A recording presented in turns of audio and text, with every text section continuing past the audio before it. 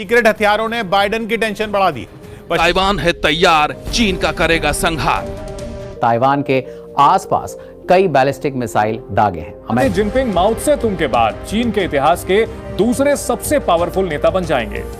यानी ताइवान पर चीन का राज हो, लेकिन ताइवान झुकने के लिए तैयार नहीं। कि चीन ने कहा कि जो आग से खेलेगा वो खुद जलेगा। और ऐसे में चीन के पास ताइवान पर हमले के अलावा कोई चारा नहीं बचता। हाल में ताइवान के उप आर्थिक मंत्री चेन चन-ची भारत दौरे पर आए।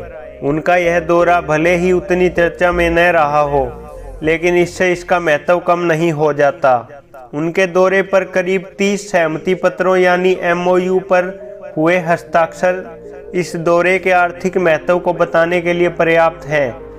पखवाड़ा भर पहले चीनी कम्युनिस्ट पार्टी की कांग्रेस में राष्ट्रपति शी जिनपिंग के ताइवान पर बेहद आक्रामक तेवरों के कुछ दिन बाद ही ताइवानी मंत्री का भारत दौरे पर आने से इसकी रणनीतिक महत्ता भी पता चलती है।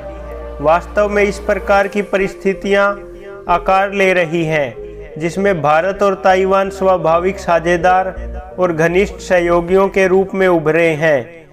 इस घनिष्ठता के केंद्र में चीनी कोण महत्वपूर्ण है।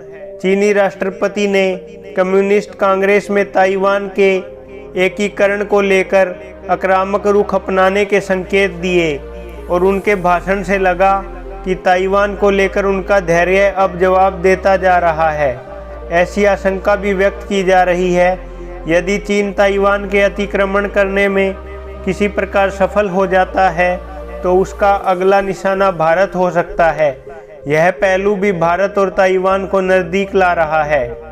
चेन जिस कार्यक्रम में आए वह उद्योग संगठन फिक्की और ताइवानी संस्था Chinese national federation of industry ने आयोजित किया था।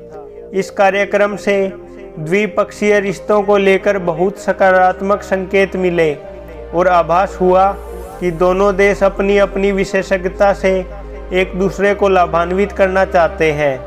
भारत इस समय ताइवानी कंपनियों के निवेश के लिए पसंदीदा ठिकाना बनता जा रहा है।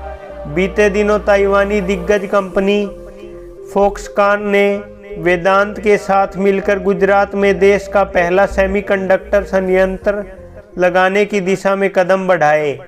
एक अन्य ताइवानी कंपनी पेगाट्रन ने भी एप्पल के उत्पाद बनाने से जुड़ी इकाई तमिलनाडु में शुरू की है। ताइवानी मंत्री ने कहा भी कि दोनों देशों को अपने मुक्त व्यापार समझौते यानी FTA को जल्द अंतिम रूप देना चाहिए। FTA पर गत दिसंबर से वार्ता जारी है।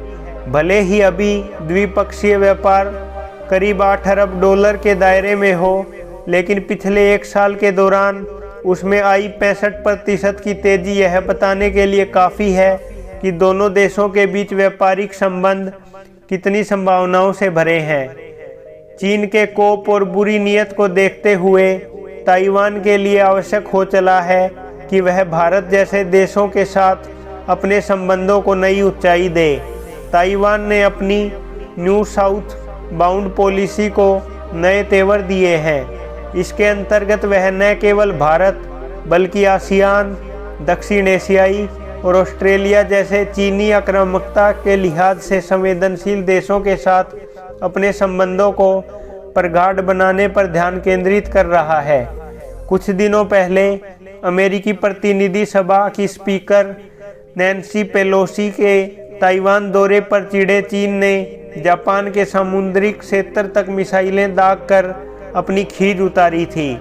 फिर कम्युनिस्ट कांग्रेस में राष्ट्रपति शी जिनपिंग ने ताइवान के एकीकरण को लेकर अपनी व्यग्रता दिखाकर इरादे जाहिर कर दिए। ऐसे में अपनी पहचान को कायम रखने के लिए ताइवान को सतर्क रहना होगा। इसमें वैश्विक समुदाय की भी जिम्मेदारी है कि वह एकजुटता दिखाकर ताइवान की ढाल बने, क्योंकि सेमीकंडक्टर इलेक्ट्रॉनिक्स चिप्स निर्माण में ताइवान के दबदबे से वैश्विक आपूर्ति श्रृंखला में उसकी अच्छी खासी अहमियत है। इसलिए अंतर्राष्ट्रीय समुदाय पर भी दारोमदार बढ़ जाता है कि वह इस छोटे से देश के हितों की रक्षा में बड़ी भूमिका निभाए। हाल में वैश्विक समुदाय की ओर से ताइवान की पीठ पर हाथ रखने संबंधी कुछ सकारात्मक संकेत मिले हैं। जैसे बाइडेन प्रशासन ने चीन को अत्याधुनिक इलेक्ट्रॉनिक्स चिप्स की आपूर्ति को लेकर जो प्रतिबंध लगाए हैं, उससे ताइवान का कद मजबूत होगा। ऐसा इसलिए क्योंकि चीन के पास ऐसी चिप्स निर्माण की क्षमताएं नहीं हैं। जब उसे ताइवान और अन्य अमेरिकी सहयोगी देशों से अत्याधुनिक चिप्स नहीं मिलेंगी तो उसकी विनिर्माण क्षमताओं और निर्यात पर नकारात्मक असर पड़ेगा। वैसे भी चीन शून्य कोविड नीति के कारण आपूर्ति में गतिरोध झेल रहा है। ऐसे में चीन के लिए यह अमेरिका घोषणा दोहरा झटका देने वाली होगी। इससे ताइवान को भी आसन चुनौतियों से निपटने में स्वयं को तैयार करने का कुछ समय मिल जाएगा। एक समय कहा जाता था कि चीन दुनिया की हार्डवेयर शक्ति है और भारत सॉफ्टवेयर शक्ति। ऐसे में यदि दोनों देश साथ आ जाएं तो वैश्विक अर्थव्यवस्था पर क्रांतिकारी छाप छोड़ सकते हैं। चूंकि चीन के साथ भारत के संबंध पारंपरिक रूप से असहज रहे हैं, जो कुछ समय से और तलख हो गए हैं, ऐसे में उस संकल्पना का साकार होना संभव नहीं। वैसे भी अब ताइवान नई हार्डवेयर महाशक्ति बन रहा है, तो भारत के साथ उसकी हार्डवेयर सॉफ्टवेयर वाली जुगलबंदी वैश्विक आपूर्ति श्रृंखला को लचीला बनाने के साथ ही विश्वसनीय भी बनाएगी। चीन के दौरे पर जिन MOU पर हस्ताक्षर हुए हैं, उनमें अधिकांश चिप निर्माण और हरित ऊर्जा से जुड़ी उन तकनीकों से संबंधित हैं जिनमें ताइवान को महारत हासिल है। वहीं भारत को इन तकनीकों की सख्त ज़रूरत है। भारत में इस्तेमाल होने वाले करीब 75% हैंडसेट में ताइवानी चिप्स लगी होती हैं। ऐसे में यदि देश में ही उनके निर्माण की संभावनाएं बनती हैं तो यह भारत के लिए भी लाभकारी होगा। ताइवान के साथ नज़दीकी भारत के लिए हर तरह से फायदेमंद होगी, पर उसके लिए भारत को भी कुछ सक्रियता दिखानी होगी, नीतिगत परिवर्तन करने होंगे ताकि उसके प्रति ताइवान का भरोसा और मजबूत हो। इसलिए मांग उठने लगी है कि भारत ताइवान के साथ रिश्तों को लेकर चीन की चिंता छोड़ते हुए वन चाइना पॉलिसी वाली नीति पर अपना रुख बदले।